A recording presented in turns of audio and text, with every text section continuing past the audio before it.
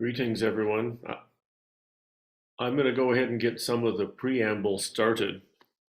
Um, Everyone is quite accustomed to Zoom, and so you know the basics, but we are going to collect any questions in the chat and essentially answer them at the end of the formal part of the presentation.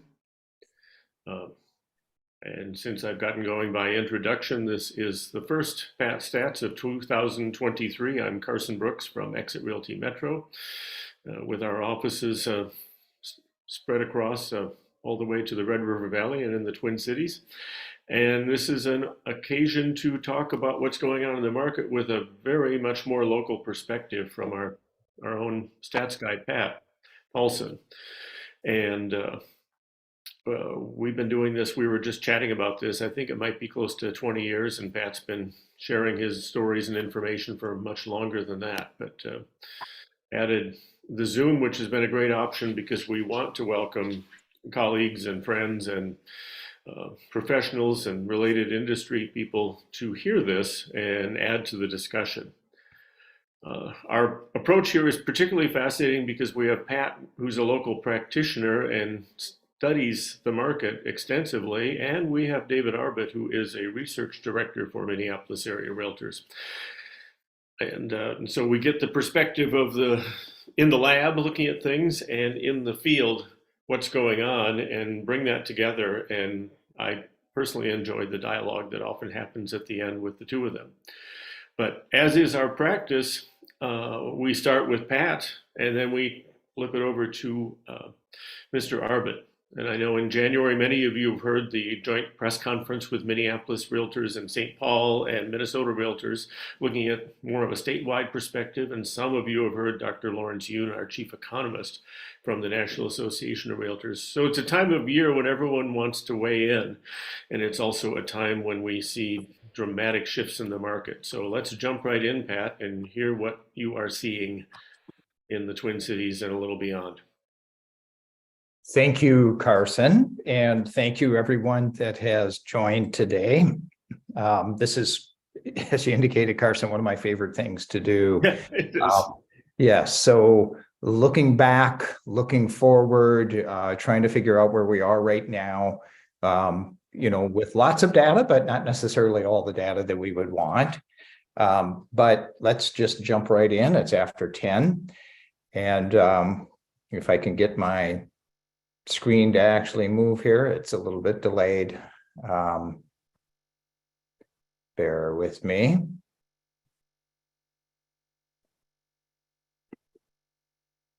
Okay, so the first and most obvious thing is in 2022, what we've seen is significant buyer activity decline. So buyers have left the market. Many have left because of the massive decline in affordability with the increased interest rates, so they just can't afford the market anymore.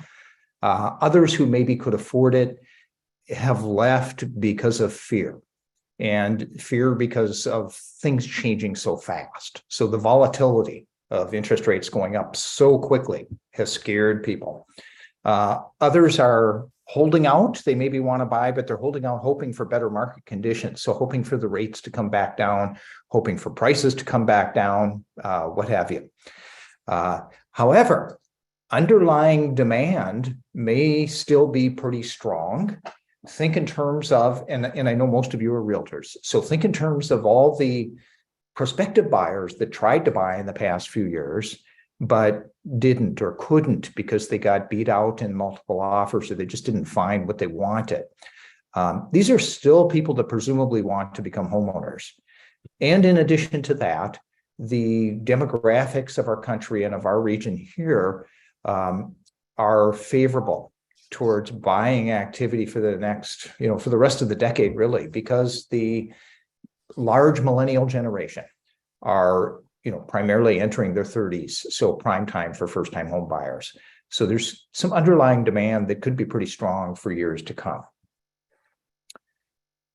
So again, my screen is moving slowly. Here we go. Here's a little bit of a demonstration of interest rate market shock. So the median priced home at around 360 with a 5% down payment.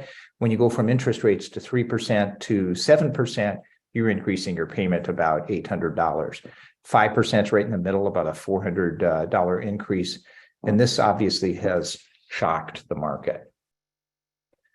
Okay, so buyer activity specifically in December was down 27%, almost 28% from December of a year ago. Closed sales were down 39%.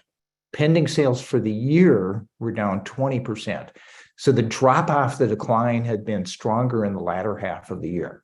So the first half of 2022 actually started out pretty strong.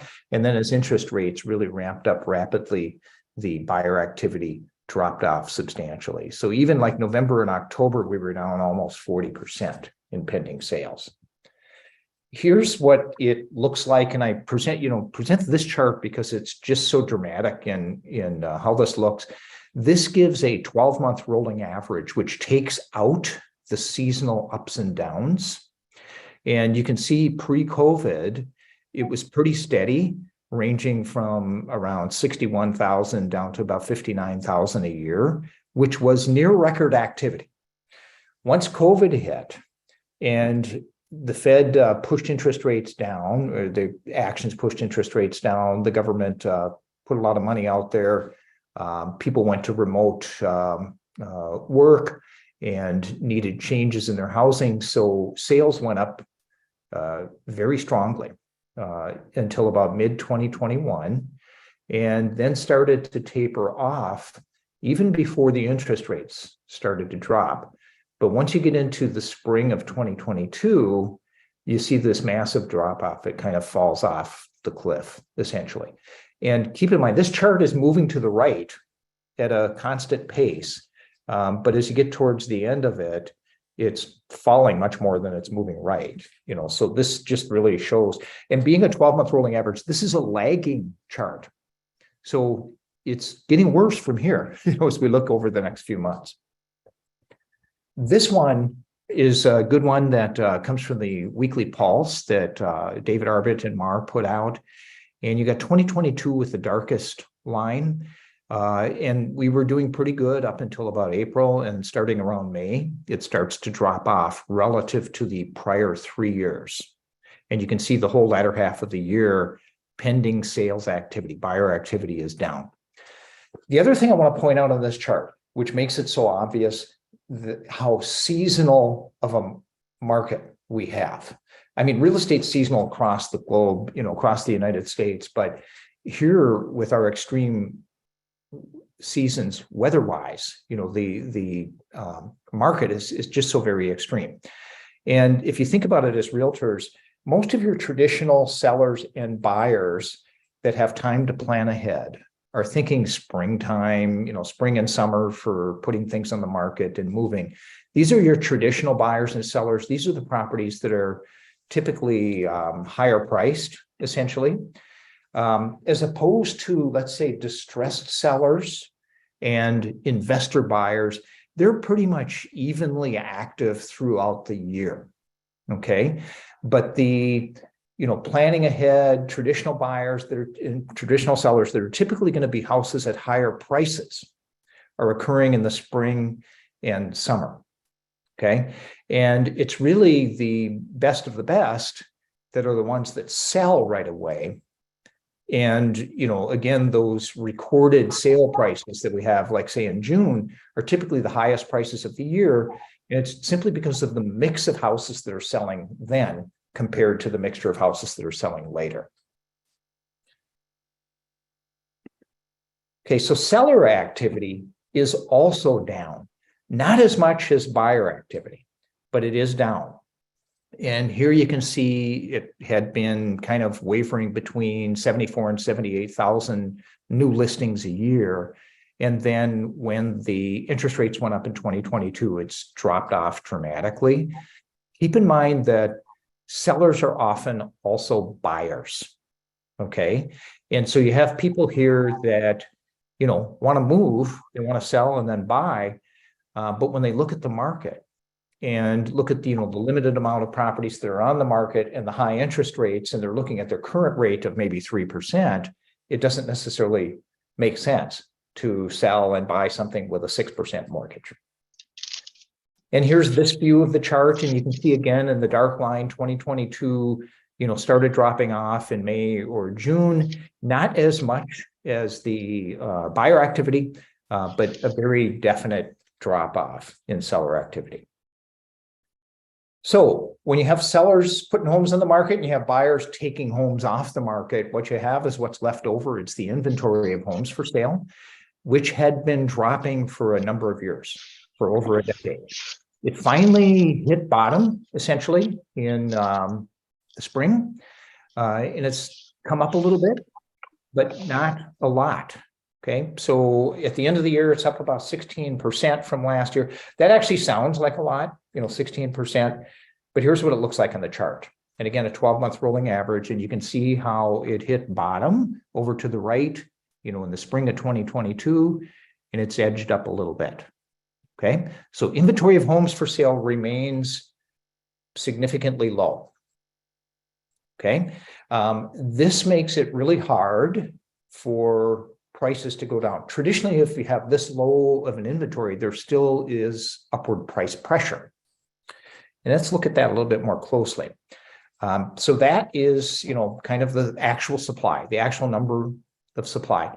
If we look at supply-demand flow or supply-demand ratios, what we're looking at is we're comparing, for a supply-demand ratio, we're comparing the actual inventory to the rate of demand, the rate of sales. And that's what you get here. You get a month's supply of homes. So those homes that are on the market, and as you recall, this chart looks very much like the last chart. The number of homes on the market, how fast will they sell if nothing new comes on the market at the rate things are selling? And you're looking still at under 2, despite a little bit of an uptick lately. It's still under 2 months. We like to think of a balanced market at around 5 or 6 months of inventory. So this is strongly in what we would call seller market territory. Typically, this kind of measure, this kind of supply-demand ratio is going to be applying upward price pressure, as it has for the last number of years. However, as we're going to talk about in a few minutes, the increases in prices have pretty much slowed down to a standstill, where prices are kind of flat right now. And so I'm looking not just at this, but I'm looking a little bit deeper more at the flow, the inflow and outflow at this current time. So thank you, David Arbit, for sharing this with me.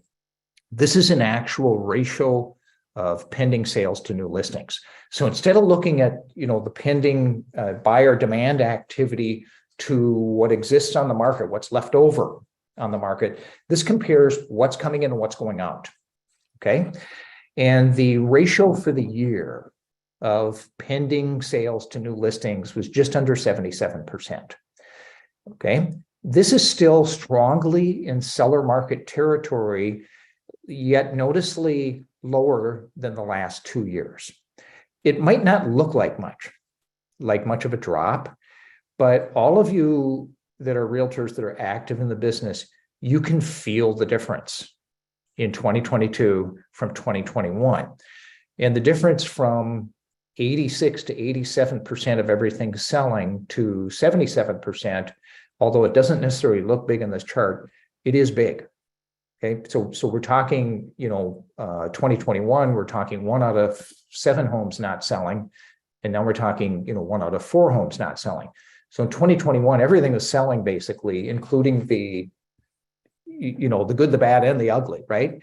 And now, the good's all selling, and but not all the bad and the ugly. So it's a very noticeable difference. However, still strong in seller market territory. This is the lowest level since 2015, but it's quite a bit higher than the foreclosure crisis, 2008 through 2011 or so. Pat, that's the first time we've looked at that particular view, isn't it?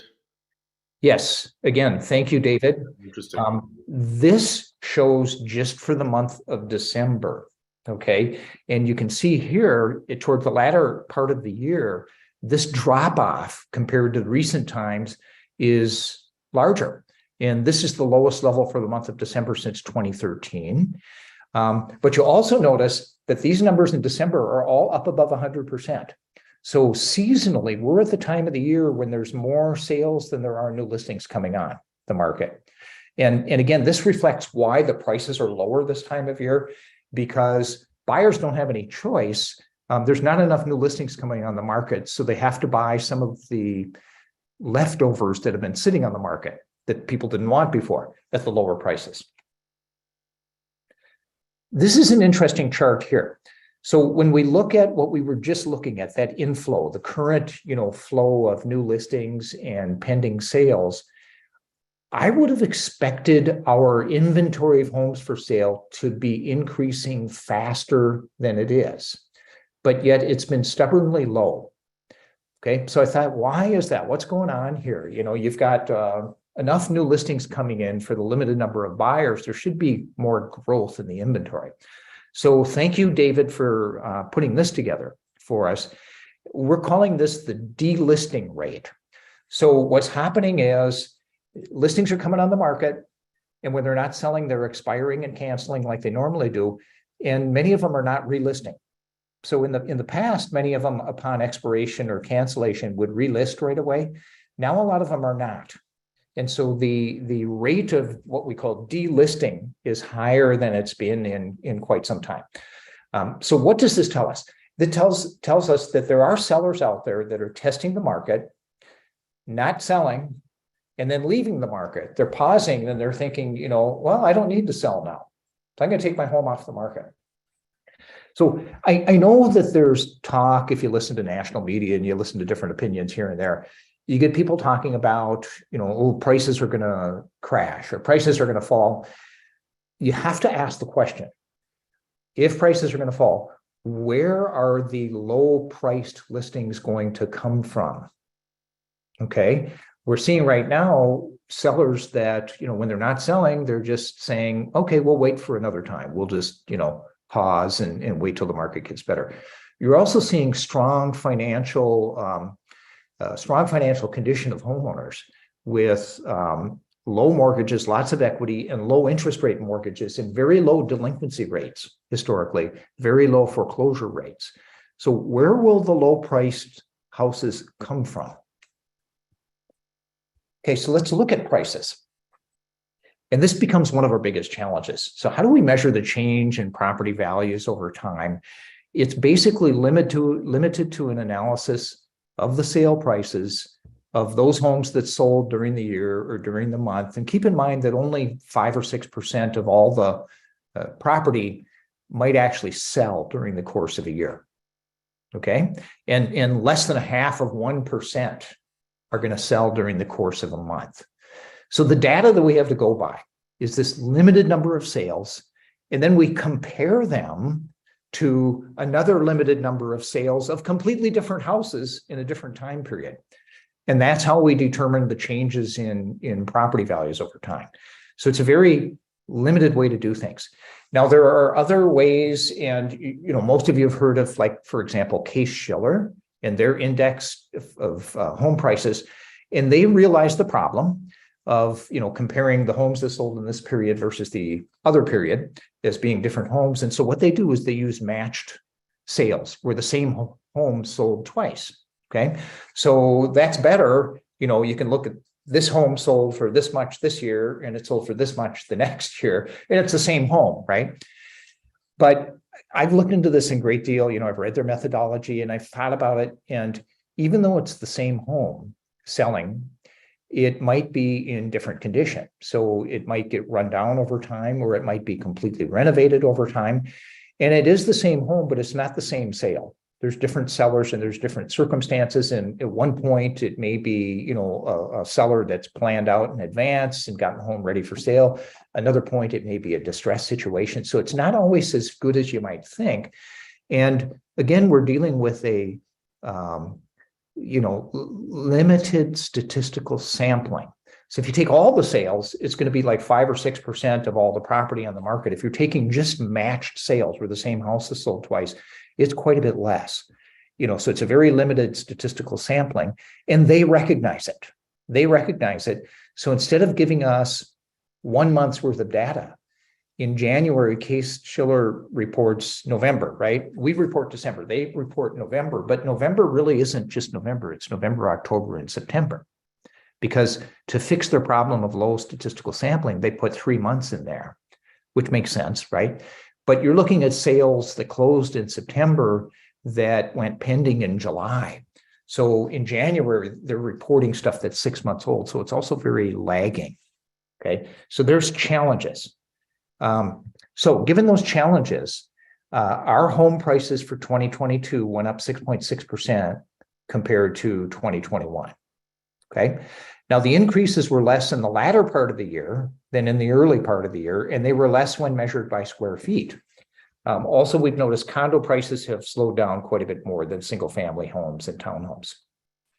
So here it is, 2022 preliminary data. David's got the actual data, which I think is the same. 362.5 was the median price, 6.6% above 2021. This is the whole year versus the whole year prior. Now for the month of December, I've got only 4.9%, almost 5% above the prior year. Okay, so that 6.6%, it's kind of dropping as we get towards the latter part of the year. So most of the increases occurred earlier in the year. But remember, we're still looking at December versus December, and we don't compare December to November because of the seasonal fluctuations in the market. So that's why we compare December to December. Looking at price per square feet, December versus last December, it's only a 2.8% increase. And again, thinking most of that increase probably occurred in the early part of the year. So prices actually may be flat right now. Okay, they may be flat right now. Here's a look at the seasonal fluctuations. Okay, we've had for 10 years rising prices, but they don't just go up in a straight line. They go up every year and then they come down in the latter part of the year. They're up in the spring and summer, down in the latter part of the year. And this really has to do with the different mix of homes that are selling that we've talked about. So this is what it looks like.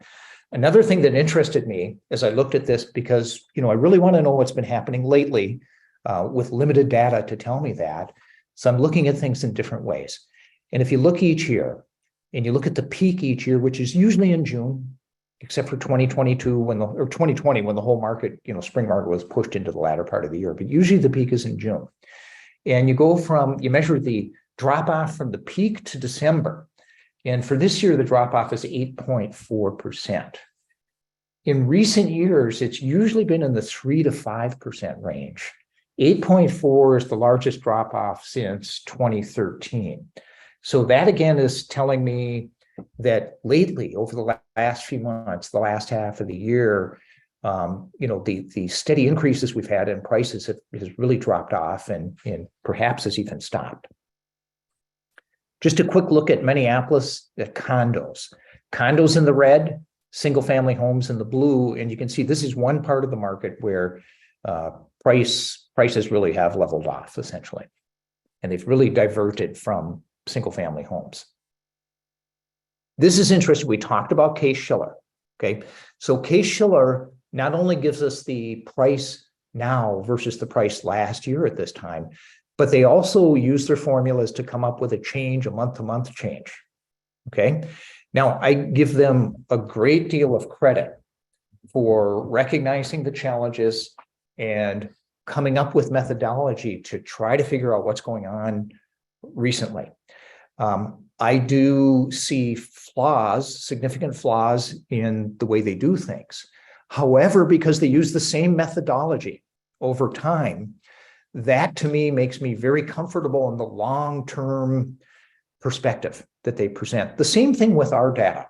Okay, our data isn't particularly reliable for me in telling me what's going on in the short term, but over time, when you use the same methods, you're going to get, reliability, essentially.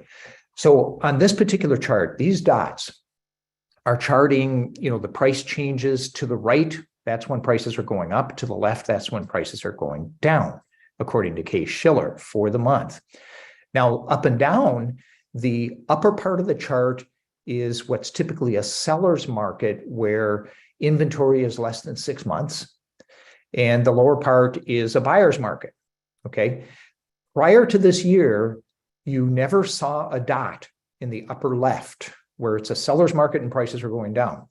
Not until this year where you have all of a sudden 4 months that are, showing what appears to be almost like defying gravity. You just don't see low supply like this with prices dropping. It's like you think of it as impossible. I go back to, I love sports, I love basketball, and I think back to Michael Jordan's first championship in 1991 when they were playing the Lakers, and he's got the ball on the wing and he gets past his man and he's driving in to dunk the ball, and the Lakers' Sam Perkins goes up to block, his former college teammate, who's about 6'11" or so. And Michael goes up, Sam Perkins goes up to block. They both reach the peak of their jump, kind of stopped in midair, and Sam Perkins' hand is right there to block the shot, right? And then all of a sudden, Michael Jordan, who had been rising and stopped, all of a sudden he goes up about 6 more inches and slams it over Perkins. And I had to watch that over and over again. I'm like, it's defying gravity. What really happened was he reached his peak, but then he just stretched his body out further, went up a little bit higher. But this is like that. You just don't see this happening. And so this, again, makes me a little bit more suspect with Case-Shiller's, their methodology in giving us reliable data for month-to-month changes. The other thing, though, is as I mentioned earlier, it leads me a little bit away from, not completely away, but less influenced by the supply-demand ratios based upon the low supply that's been dropping for years, and having me focus a little bit more, as I mentioned to you, on the inflow-outflow that's happening right now. Okay, so interesting data. Affordability is huge right now. And if we look at this chart, in blue, it's kind of an affordability index. And this basically shows way over on the right, you see 36.2%. And that means the median monthly payment now is 36.2% of the incomes. This chart's, by the way, a few months old, and I think that's kind of relaxed a little bit with rates coming down a little bit. But what you'll see is there's 3 peaks in that blue line. So now, and then back right before the market crashed, and then back in the early 80s when interest rates went up to 16, 17%. What happened after those affordability crises was the market dropped off. Okay, sales dropped off dramatically. And in the case of the foreclosure crisis, not only did sales drop off, but prices dropped. Okay. Also notice at the current time how quickly this rose into the low affordability, or the high payments that we see now. It just went up so quickly. So underlying market conditions, low affordability is one of the strongest pressures impacting the market and kind of preventing prices from going up much. We need affordability to come back. And so it's either going to be prices or rates declining or incomes going up. I think more than likely it's going to be kind of a combination of interest rates easing back down and incomes going up over the next few years. That's primarily how we're going to see affordability come back. I would say that there are factors that are kind of solidifying a floor underneath prices, preventing them from going down much. And a big one, of course, is the low supply that we've been looking at. We continue to have the low supply. Also, high construction costs make it almost impossible for new construction to come on at lower prices. Same thing with the current existing houses. Renovation costs are high. Age and other demographics do favor demand over the rest of the decade. I mentioned the millennial generation. Many of them are hitting their 30s, prime home buying age. And then also preventing low-priced homes from coming on the market or distressed sellers is the strong homeowner financial health. Okay. All right. So long-term prices updated for this year. Thank you, David Arbit. This goes back to 1960, spanning pretty much my entire lifetime. Interesting thing as we look at this chart. And by the way, this chart has a natural, as it goes to the right, it curves upwards naturally.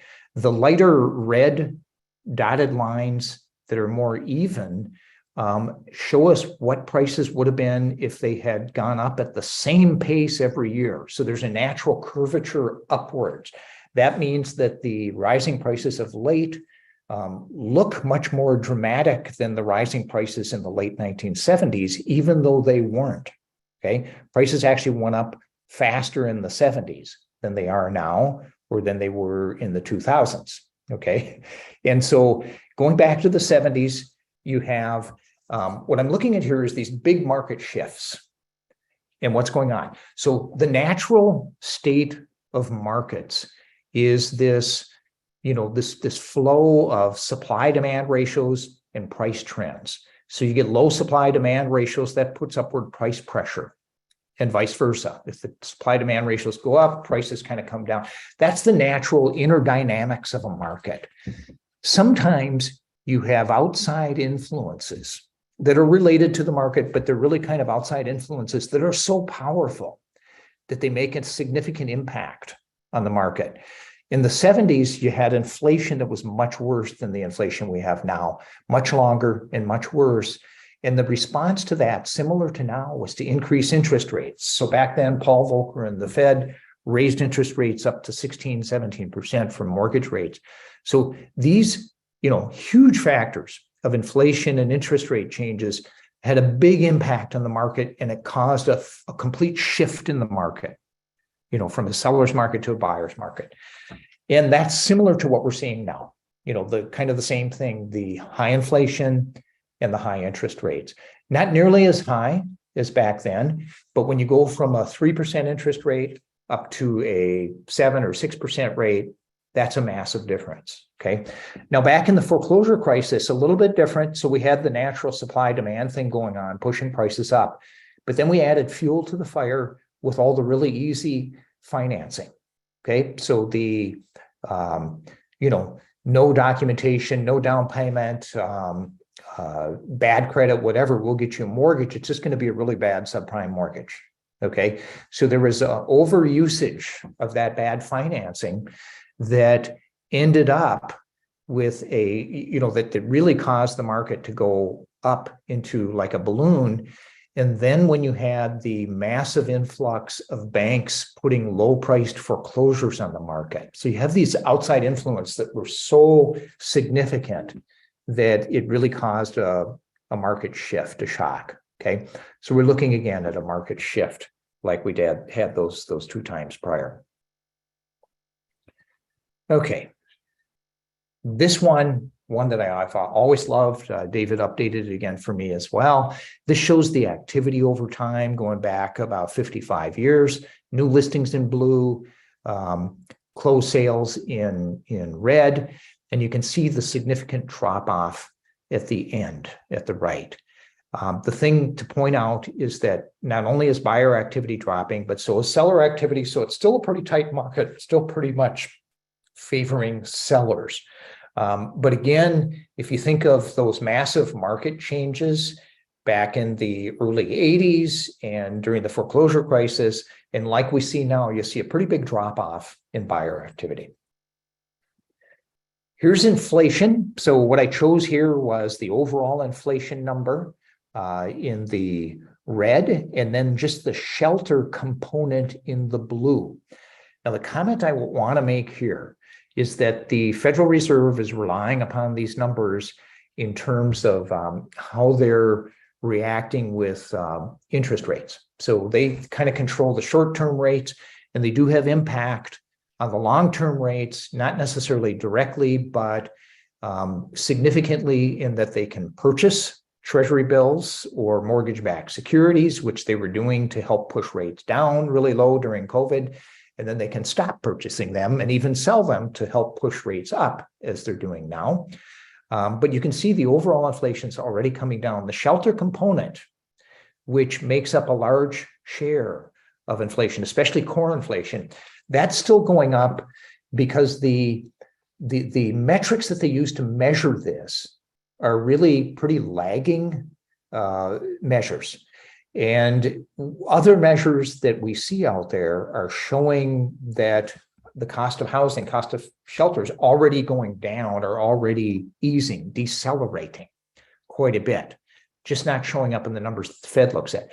The Fed is also relying quite a bit on the year-over-year inflation numbers, when in my opinion, they should be looking at the month-over-month inflation numbers a little bit more, where they would see that it's pretty much slowed down or stopped. But anyway, hopefully they will see the light.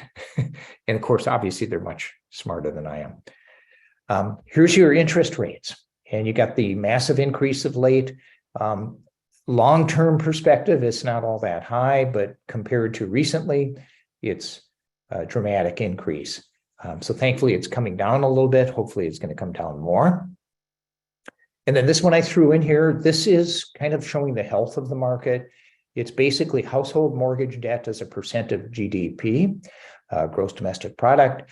And it's in a reasonable place right now. There's a lot of equity in houses. Also keep in mind that most of the mortgage debt that's held by homeowners is at very low rates and fixed rates. So it's kind of a very healthy situation. And here we have in Florida, realtor Neil Moore is just patiently waiting on home buyers to stop patiently waiting for the market to crash. Okay, our key factors that we're watching very closely: inflation, interest rates, the Federal Reserve, what they say, affordability, all of this is related, and the volatility, stability. So as things kind of stabilize a little bit, hopefully more buyers will come back in the market. Okay, I'm going to stop my screen share, and David Arbit, I'm hoping you have some charts you can share as well. Oh, Pat, I have charts. I can always count on you. Yes.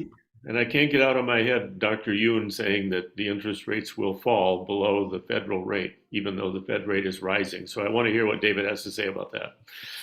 Yeah, I won't get too deep into some of the Fed stuff, but I do have a few ideas about that. Thank you. I am in Pat's camp. I think they're not always looking at the right thing. I also think they haven't paused to see the impact of the hike so far. And Pat and I have talked about this economy, a $31 trillion economy, is an oil tanker heading down, heading through the straits. And you turn the wheel, but the ship still takes a little while to turn. Well, we have been yanking on the wheel and pulling on the levers, and we're not really pausing to see kind of what happens with the ship. So I think that's exactly right. I also find it interesting that the Fed saw absolutely no signs of inflation when home prices were going up as they were, gas prices as they were, airfare, food, you name it. And now suddenly that things are sort of getting better. CPI numbers are down from 9% to 6%, but suddenly the Fed has this urge to tighten us into a recession. I'm not convinced it's necessary. I'm not convinced we'll find that soft landing Goldilocks zone. But like Pat said, I suppose those folks are smarter than we are. Okay, well, welcome to Pat Stats. Special thank you to Carson and Pat. Guys, I just want to say there are 19 or 20,000 agents in the metro, and I still haven't met one of them with a greater mastery of this stuff than Pat Paulson. So shout out to Pat, shout out to Carson, and just gratitude for the feedback and for them always being supporters of ours and big advocates for us, whether at the board level, out in the community, among other brokers. So thank you, guys. Thank you. Thank you. Thank you, David. You bet. I only speak the truth most of the time. So you are here. You will be blasted with a fire hose. Most of you know this and are prepared for this. So wargle, bargle. All right. I think Pat remembers this piece of paper. This is the bank notes or bunk notes from 1982. And let me just zoom in on this a little bit. You guys will notice conventional rates starting at 18% with 1 point. You can buy down to 16.75 with 5.5 points. You can kind of see the loan amounts, different jumbo thresholds back then. Pat, I think you said you remember Jim and that maybe we can page him one day and he might still respond to our page. I do remember him, from the days that loan officers would be walking into our offices every day and providing their brochures, and Jim was a regular. Jim was a regular. So funny. And I just love that his pager number. I don't know why I get a kick out of that, but I do. Yeah. We have lenders listening and they don't quite operate this way anymore. Not quite anymore. Although, I hear bell bottoms are coming back. Some of this old stuff's making a comeback. So anyway, all right, guys. So let's just take a look and kind of think through, Pat touched on some of this. Let's think through how this current cycle, this change cycle, is different than the last major sort of market shift or change cycle that we saw. Let me do a correction first. Oops, let me get a laser. Let me do a quick correction here. It is not none. Some of you saw Microsoft announce 10 or 20,000. A couple others have announced. So I don't know, maybe it's 100,000 or 200,000. It's nothing like what we've seen the last go around in terms of job losses. Why do we care about that? Job growth closely correlated with household growth, which is closely correlated with housing demand, which is closely correlated with home prices. So sort of the thing before the thing before the thing. Pat and I have always talked for over a decade about leading indicators and how to get a little bit earlier in the process to give us a sense of what's to come. All right, so just total jobs. So forget job losses, just total jobs, 20 million more. Subprime loans, very much prevalent, even predatory loans, very much prevalent, 15, 17 years ago, virtually none today. New construction, a lot of supply, a lot of new home supply, a lot of it condos at that time, but also new single family subdivisions versus this time around when not quite half, but millions fewer, right? 3 million fewer. Inventory, right? Think 3.5 million versus 1. I mean, we've got about a third of the product on the market that we did the last time around. Locally, what are we, 6,000 or 8,000 in inventory versus 30,000 kind of at the peak. Delinquency, talk about the thing before the thing before the thing. Before you're a foreclosure, right? You have to be at least 90 days delinquent and then, state by state, sheriff's sale and everything else. But just kind of looking at this, you see it's just a world of difference. And then looking at the actual units in foreclosure, it's also just solar systems away, right? It's just planets away in terms of how things were and how things are. A couple other thoughts on how things are different. One, homeowners have so much more of an equity cushion. Two, we've had much more qualified borrowers. We are, it turns out, not treating houses as ATMs, at least not anymore. We're not. Unemployed people cannot buy houses, at least not anymore. They cannot. Pat referenced some of the ninja loans and no income, no job or anything, no problem. This one was more relevant, about a year ago or two, people getting current coming off forbearance. I know there were some questions about whether some of that would go into delinquency and become some sort of lender mediated type product. Think about this one. Even if prices were to come down 10%, the vast majority of homeowners and recent, home buyers wouldn't be underwater because of the gains and all the movement up that we've seen over the last, 10 years, but especially 2 or 3. We've got much lower rates and higher incomes this time around. We see some layoffs, but not the mass layoffs, that we talked about. We've got a better regulatory environment, maybe too good, some might argue, and some of the bank reserve requirements and just the lack of the predatory lending that we've seen the last go around. All right, let's dig in. We're going to go back to 2003 with all of our major metrics, our major market indicators. Okay, so new listings. I hope that's not too small for you guys to see. New listings down 10% for the year. Not exactly what we wanted to see given our supply constraints, but always nice to see an even 10% up or down. Anyway, you guys will notice that brought us to our lowest level of new listings for any year since 2012. Second lowest in 2 decades. You'll also notice that we never really got anywhere near the 110,000 new units entering the market. despite demand being up here relative to the peak, supply levels still down here relative to the peak. That's what has kept the balance so tight, as Pat mentioned. Pending sales, right? We weren't making it up. So almost touched 66,000 during the sort of COVID frenzy in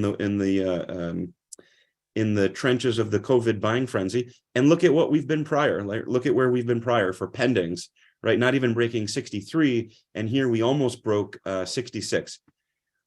Down 20% on pendings. What were we on closings? Down about 19% for closings, 20% for pendings. Not a huge difference there.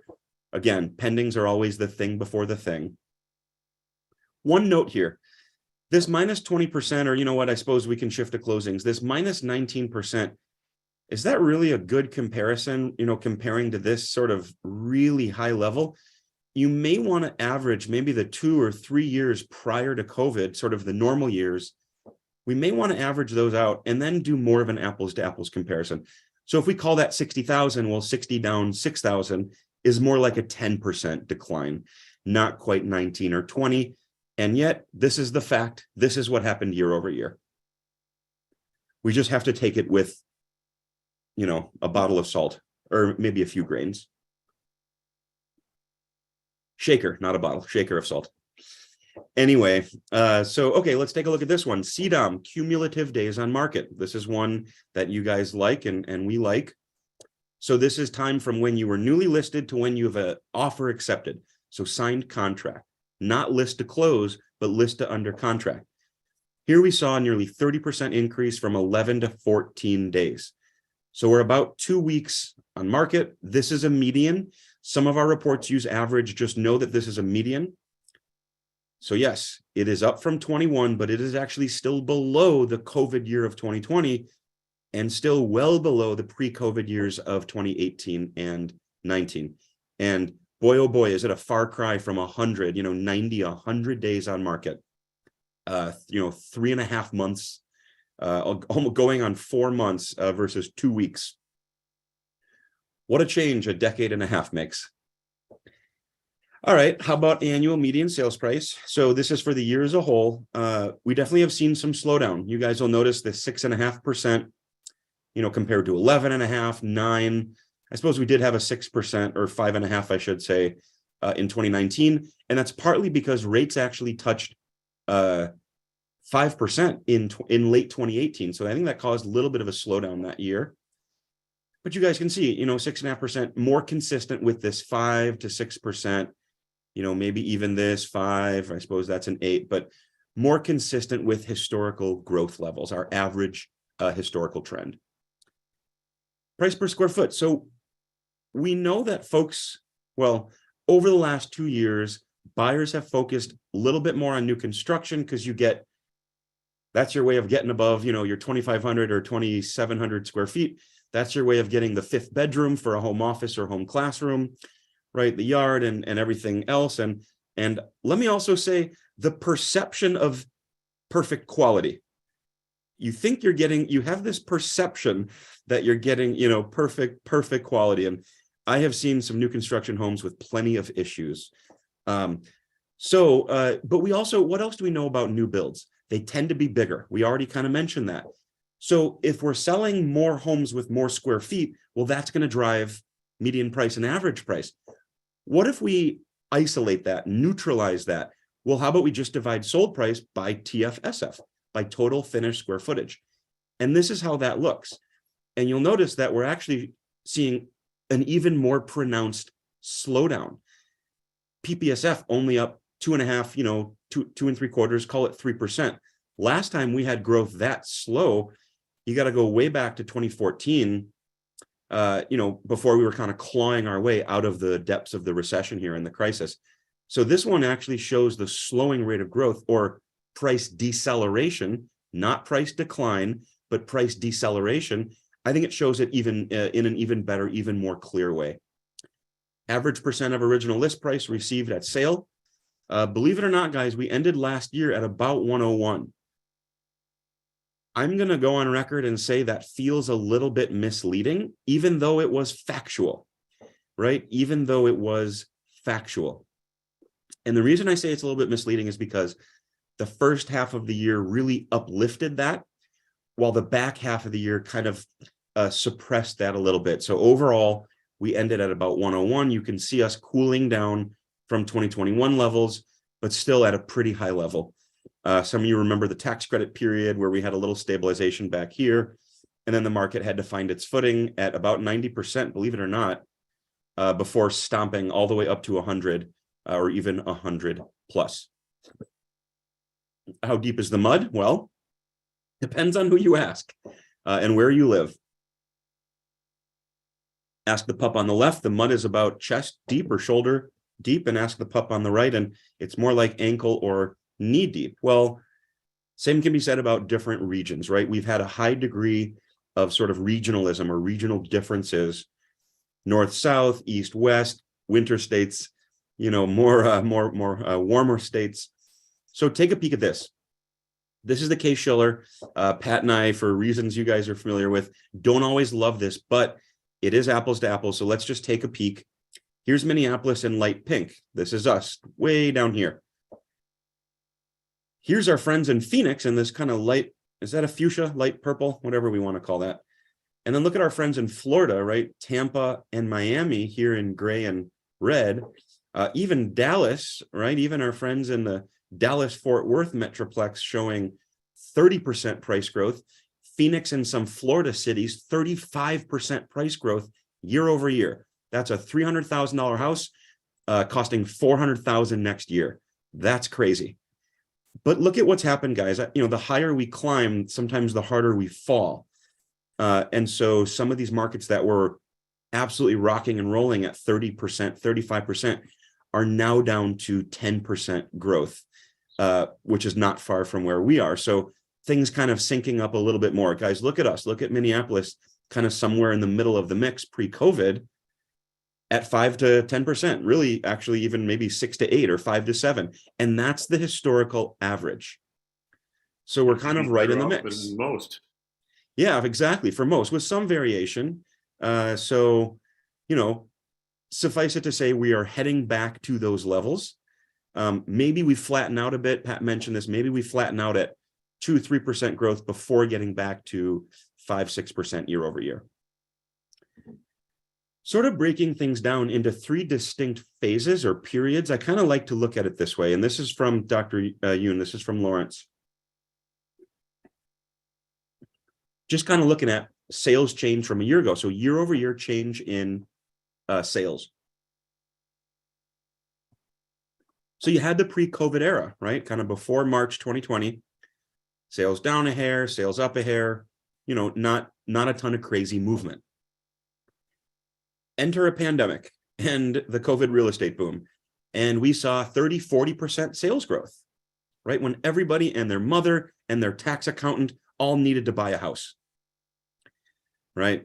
And their doctors and their dog walkers, everybody, every single one of them, right? They all needed to buy a house. And so that was the sort of COVID boom. So pre-COVID, COVID boom. And then as the Fed poured cold water on us, then you see these declines in demand, of course, sort of brought about by these high mortgage rates, 6-7% on a fixed 30-year. All right, going back to October, realizing this is a couple months old here, but let's look at the percentage of sales with a price reduction. So we're back to about 30%, so a little under 1 in 3. You guys will notice kind of before the bubble, right? That was actually pretty typical, 30 to 35%.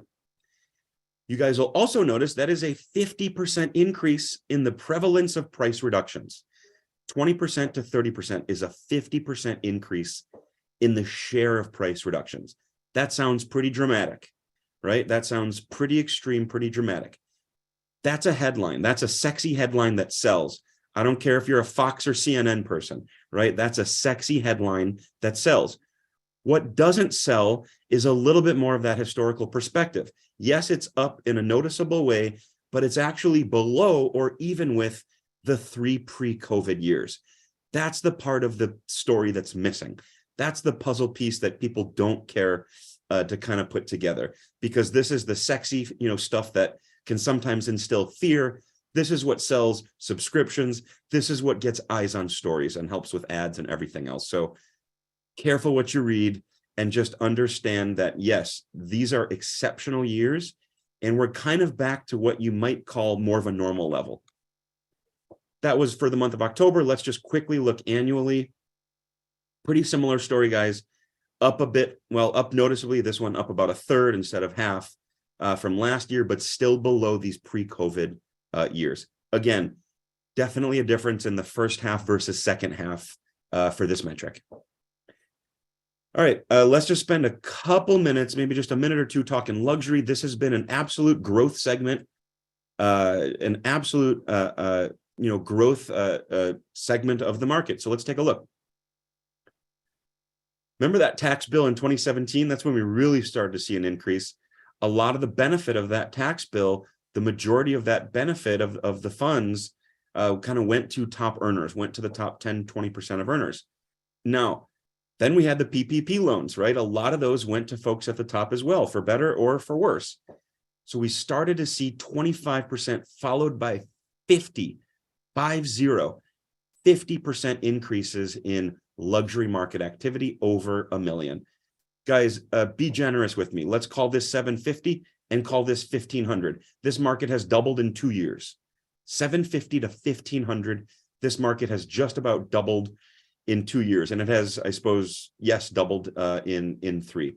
I cannot believe at a time of rising rates, when we had rising rates for most of last year, and after 2 massive years, I am stunned that they still put up a 7.5% gain. And this is year to date through December. So this is all of 22. I'm stunned that there was still a 7.5% gain. 21 days on market, 3 days on market. It's 3 days. God, that would be something. 3 weeks, 3 weeks on market. Caught myself there, Freudian or something. 3 weeks on market for million plus. Absolutely unheard of. Down even further from the 66% decline from 70 to 23 days. And again, I'll go on record and say quite a far leap from the 260 days that this segment used to spend on the market. Ratio of sold to list price, even in the good times, barely cracked 95% of original list price.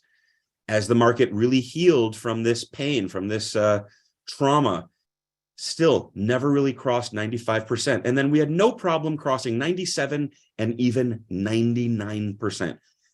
It is unheard of for million plus sellers to be getting 99% of their original, not just current, original list price. That is insane. Month supply. So this all follows, you guys. It all kind of plays nice together. We can stitch it all together and paint a much more clear picture. 30 months of supply, right? 260 days, only 85% of list price with 30 months of supply. These all track together. Look at what this segment has done. Sort of stabilized around, 8.5, 9 months, down to 3 months, now up to about 3.8, well below pre-COVID levels and even below 2020 levels. So technically a balanced market at about 5.5, now still a seller's market for the last 2 years. How many of these folks are paying cash? Million plus deals done in cash, about 1 in 4, about 24%, 24.5% done in cash. Kind of can see where we were in the bubble, where we were kind of coming out of the recession, where we were around that tax bill. The year after that tax bill, we saw some folks take advantage. And there was other stuff, 1031 things, and Eric Myers, our government affairs director, a little bit more in tune with that side. But there was a lot of kind of different incentives happening that affected that segment, that price bracket. Boy, oh boy, speaking of that price bracket, let's look at cash deals. So we provided data to, I think her name is Caitlin Anderson, and she wrote a story for the Business Journal on cash deals in the upper echelons. We go all the way up to 7 million plus. Guys, 100% of the $7 million plus deals over the last 6 months were done in cash. 44% of the deals over 3 million, right? And there's our 25% for over $1 million. And I wanted to do the last 6 versus the last 12 to capture the rising interest rates in the last 6. versus the last 12. So I was a little bit surprised to see a decline here in that higher rate period, but not surprised to see these increases everywhere else. How about the percentage of cash sales just for the whole market, for the entire 16 county region as a whole? So definitely seeing an increase here to almost 15%. This is the highest level of any year since 2014. And it absolutely makes sense because of interest rates. The value proposition, the cost benefit analysis has totally changed. Now it makes sense to use some of my cash to save on 7% interest. Pat mentioned this, and I know I'm kind of start to rush a little bit to get my last few slides in here. Our HAI, our Housing Affordability Index, whatever that number is, right? 120 means that the median income is 120% of the minimum income needed to qualify for the median priced home under today's interest rates, assuming you will not be spending more than 30% of pre-tax income on housing. I know that's a lot of words. I know that's pretty wonky.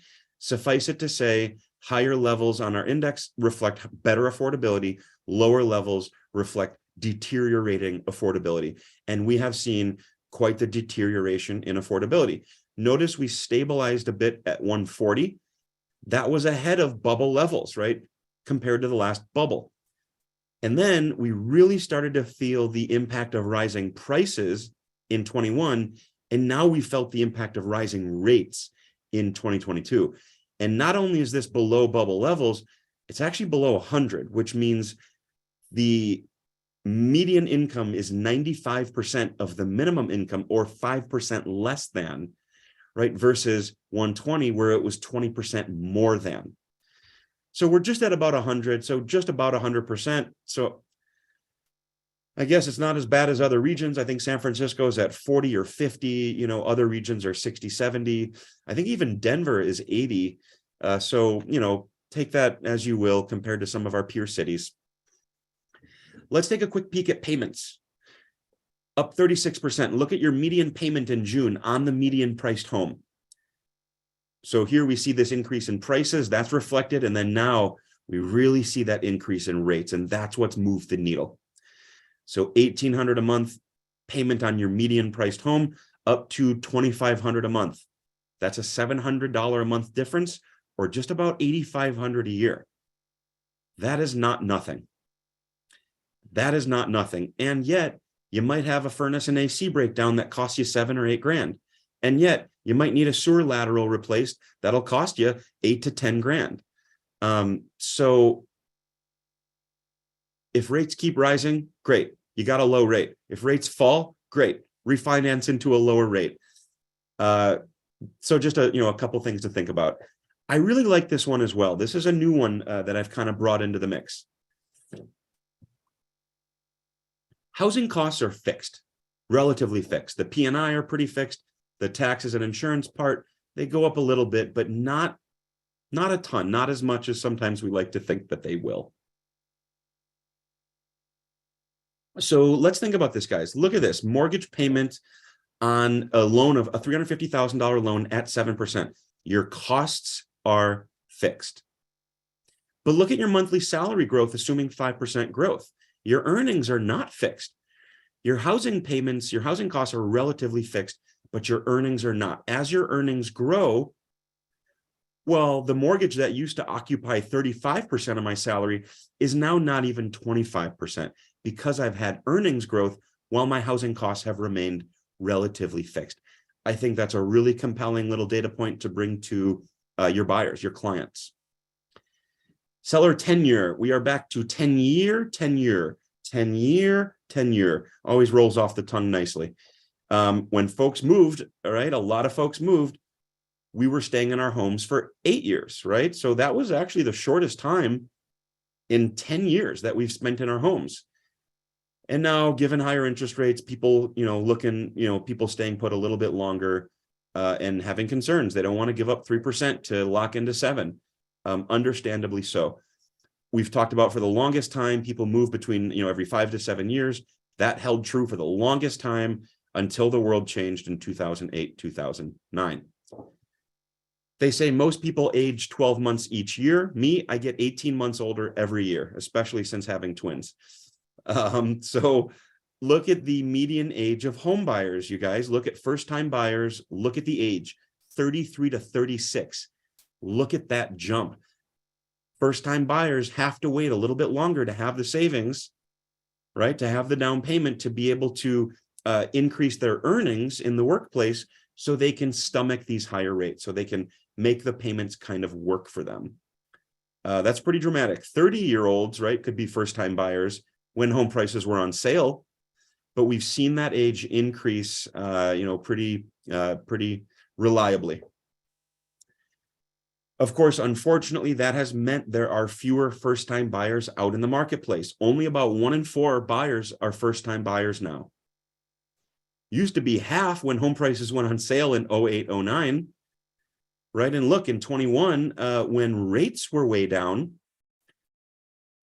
we saw this, we saw these first timers coming out of the woodwork, 34%, highest since 2017. So that's a 5-year high. And then given the change in rates, unfortunately, we have seen a pretty big change there. All right, trying to wrap up here, guys. Let's look at the locations of homes purchased. Ooh, suburb, 50% down to 40%. Giving up that 9 or 10% to small towns. Pretty interesting. And also giving up some of that to rural areas, right? Urban 13 down to 10%, while we see rural areas 13 up to 19%. And we do see an increase in resort recreation areas. Brainerd Lakes, anybody? What a chart. My goodness, what a chart. The distance between our home purchased and the home we sold.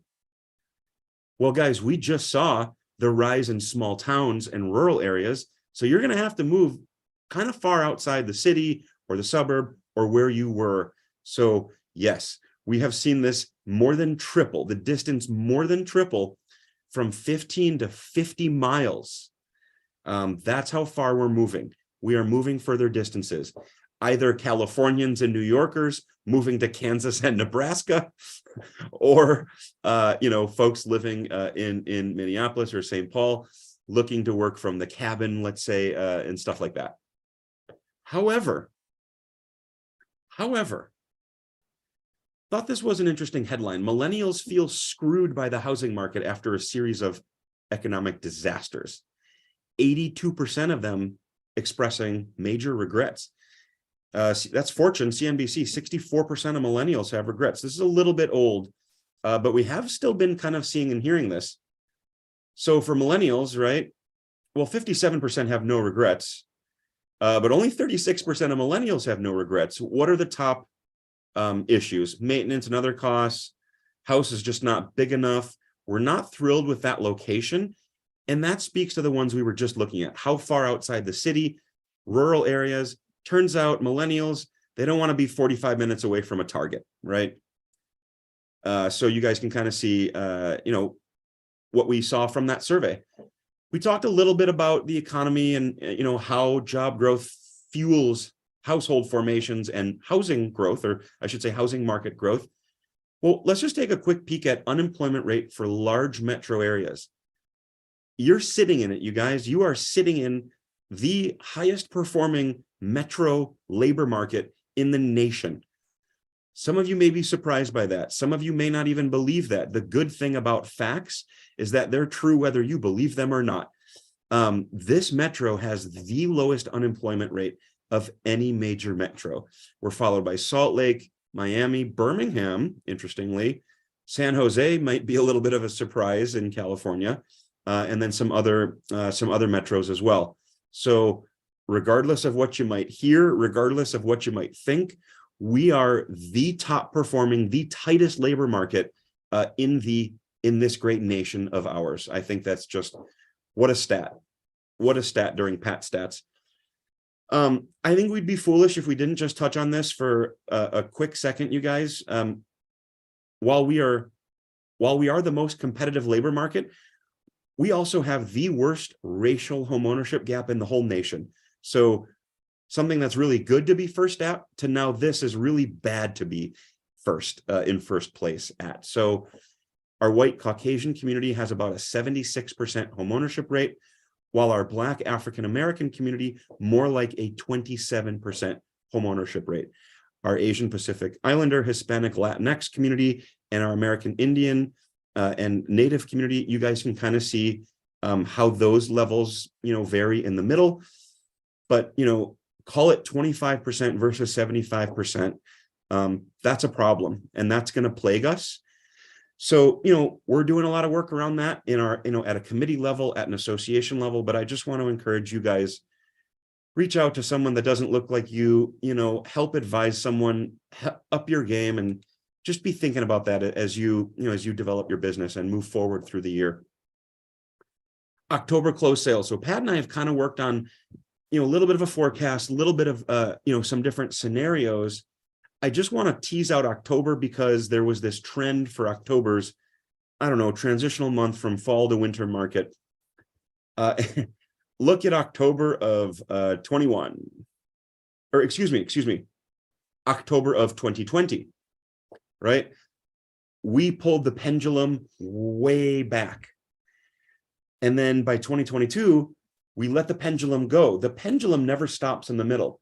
The pendulum overswings, right? And the Fed did that. We also borrowed a lot of demand, here, and we kind of moved it into here. So we may have seen a slowdown anyway, even if it weren't for the Fed. Here's the key, you guys. Look at this long-term kind of trend, assuming average growth. And here's a forecast for where we might be. It may take us a year or two to kind of get back on track. Maybe we undershoot a bit, overshoot a bit, but over a long enough period of time, we will get back on track. Same thing with our great mean reversion. That's what makes it a long-term mean.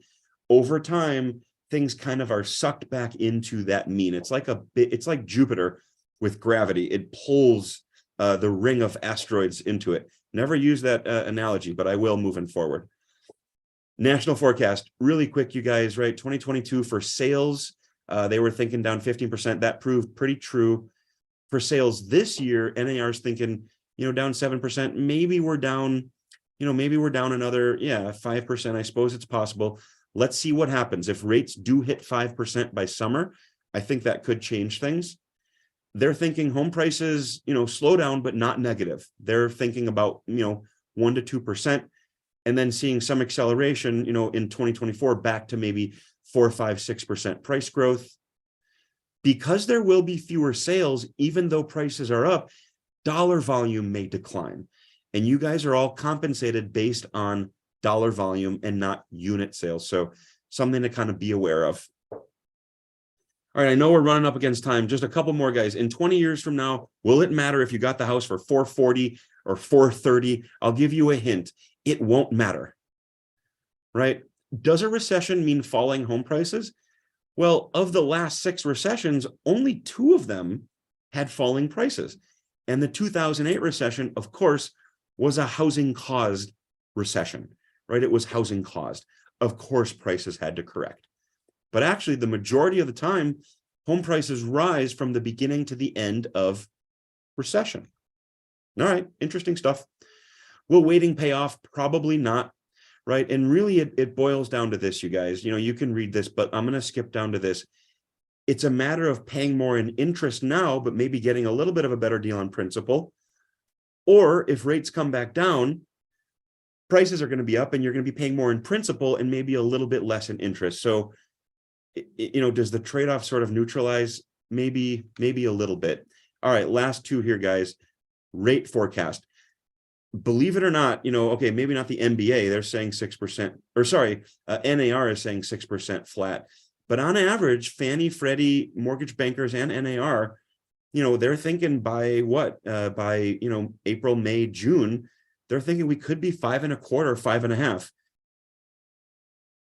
Under 5% by July and August feels a little bit optimistic to me. It's possible.